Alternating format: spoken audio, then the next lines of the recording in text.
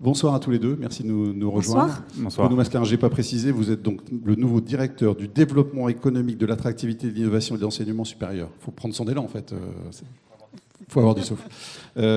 Alors d'abord, avec vous, Amel Kershouch, quelles sont les grandes ambitions d'abord en matière de développement économique et quelle est cette nouvelle organisation ? Alors les ambitions, elles ont été rappelées par nos deux vice-présidentes, préparées notamment... Le territoire a ses nombreux défis qu'elles ont évoqués. Et donc, pour préparer ça, il faut une organisation qui s'adapte à ces nouveaux enjeux.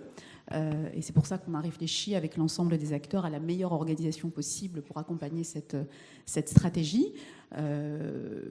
Juste avant de faire la genèse du pourquoi on en arrive à la création de cette direction, peut-être rappeler deux particularités de la métropole du Mans sur le sujet de l'organisation économique. La première particularité, c'était que la métropole on n'a pas eu pendant très longtemps de service ou de direction dédiée à l'attractivité économique. Voilà, c'est une spécificité parce que toutes les autres métropoles, même lorsqu'elles s'appuient sur des satellites, notamment des agences de développement économique, qu'elles soient sous forme associative, sous forme de SEM ou sous forme d'SPL, par exemple, vous avez déjà le monde. Voilà, ont quand même en interne un service ou une direction de l'attractivité économique dont le rôle est de s'assurer de la mise en œuvre de la stratégie qui a été validée par les élus, s'assurer que chacun des satellites remplissent bien les missions spécifiques et que effectivement les budgets qui sont alloués à chacun soient bien respectés. Et la deuxième spécificité, c'était la multiplicité effectivement d'acteurs de différentes structures qui intervenaient sur des sujets différents et qui étaient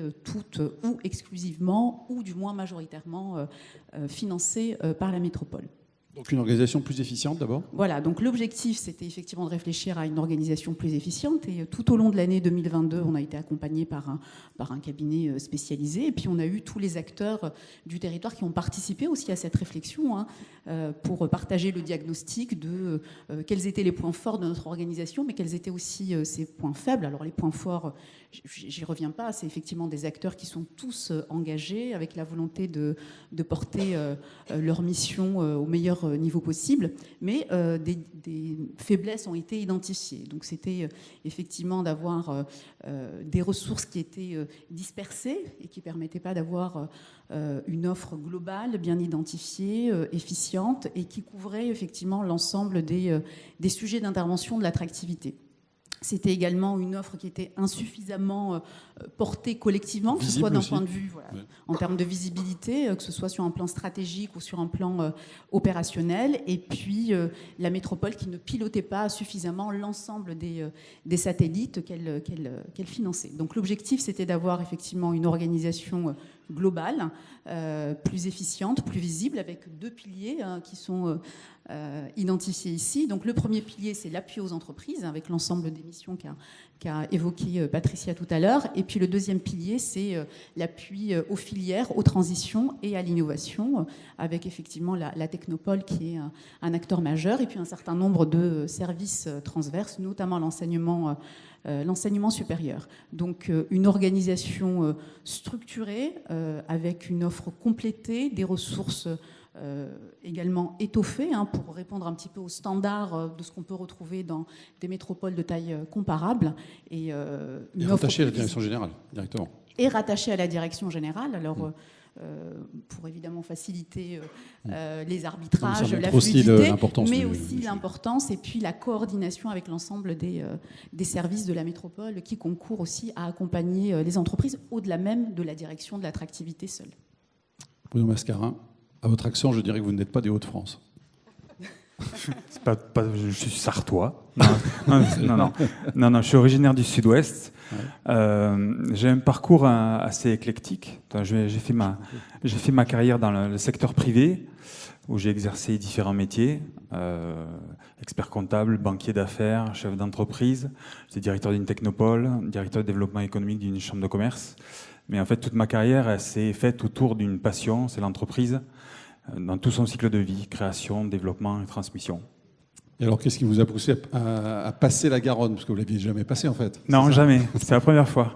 Et en plus, venir ici, au Mans. Alors, les deux raisons. Pourquoi vous quittez la Garonne et pourquoi Alors, on m'a posé plusieurs fois la question, pourquoi est-ce que tu quittes le foie gras pour les rillettes ? Alors, ouais, Allez, oui, c'est mais bien, c'est une bonne punchline, c'est ça. pas la première fois qu'on me le dit. Alors, c'est pas pour une question de régime, c'est quelque chose que je maîtrise pas très bien, en fait. Non, plus sérieusement, en fait, c'était un des rares territoires qui avait autant d'atouts. Alors, je sais pas si vous en êtes conscient, mais venant de l'extérieur, ça m'a vraiment frappé. Une renommée internationale et donc avec une partie attractivité à développer vraiment très importante. Une vraie ambition politique sur un territoire. Comme vous l'avez dit tout à l'heure, des filières d'excellence et donc des éléments différenciants. Et j'ai identifié aussi un vrai potentiel de développement économique et d'attractivité. Un, avec des projets, et deux, avec des moyens, ce qui n'est pas le cas partout, pour arriver à vraiment des projets ambitieux. Et je voulais faire partie de cette aventure et dire j'y étais, j'ai participé. Voilà, c'était un challenge.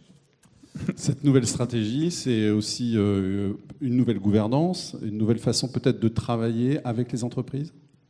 Oui, oui, bien sûr, ça fait partie. Alors, beaucoup d'entreprises et d'acteurs ici présents ont participé tout au long de l'année 2022 à la réflexion à la fois sur cette stratégie et sur l'organisation. C'est plus de 200 personnes qui ont participé à la fois aux ateliers thématiques, aux états généraux. Ils nous ont fait remonter aussi effectivement leurs besoins, que ce soit effectivement en termes d'accompagnement, aussi en termes d'organisation. Et évidemment, la métropole, et quelle que soit l'efficacité de ses élus, de ses services, ne peut porter seule cette ambition. Elle doit être effectivement complètement accompagnée par l'ensemble des acteurs, qu'ils soient économiques, institutionnels, académiques, et qui concourent à cette attractivité globale.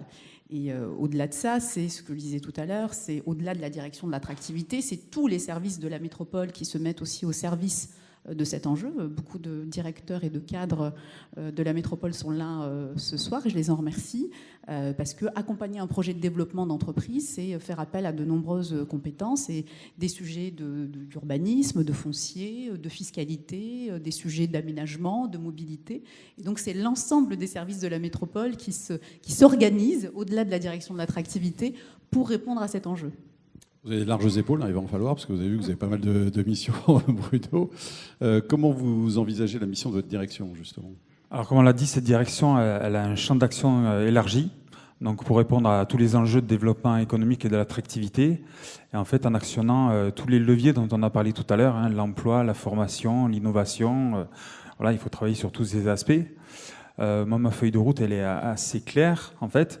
Un, c'est améliorer l'offre de services pour les porteurs de projets, les acteurs économiques du territoire, faire remonter les besoins aussi des entreprises et animer un petit peu l'écosystème autour des enjeux dont on a parlé tout à l'heure. Améliorer la visibilité, sans doute. Et deuxièmement, évidemment, améliorer la visibilité du territoire. Voilà, on a énormément d'atouts. Il faut travailler sur une stratégie de marketing territorial pour faire venir les entreprises. Pour proposer une offre pour de nouvelles implantations en accord avec les orientations politiques et en accord aussi avec les enjeux de transformation numérique et transition écologique, évidemment. Merci beaucoup, Amel Kershouch. Un dernier mot, les prochaines grandes étapes, quelles sont-elles ? Plein d'étapes, plein de projets et d'actions à déployer. On aura l'occasion d'y revenir sur le tourisme, sur le commerce, sur l'économie sociale et solidaire que tu as évoqué, Patricia. Enfin, plein de sujets qui sont sur la table et sur lesquels des actions concrètes vont pouvoir être déployées. Mais voilà, le message principal, c'était de dire à l'ensemble des acteurs économiques que cette nouvelle direction est à leur service, est à leur écoute et sera leur premier supporter dans cette ambition générale d'attractivité que l'on porte tous ensemble.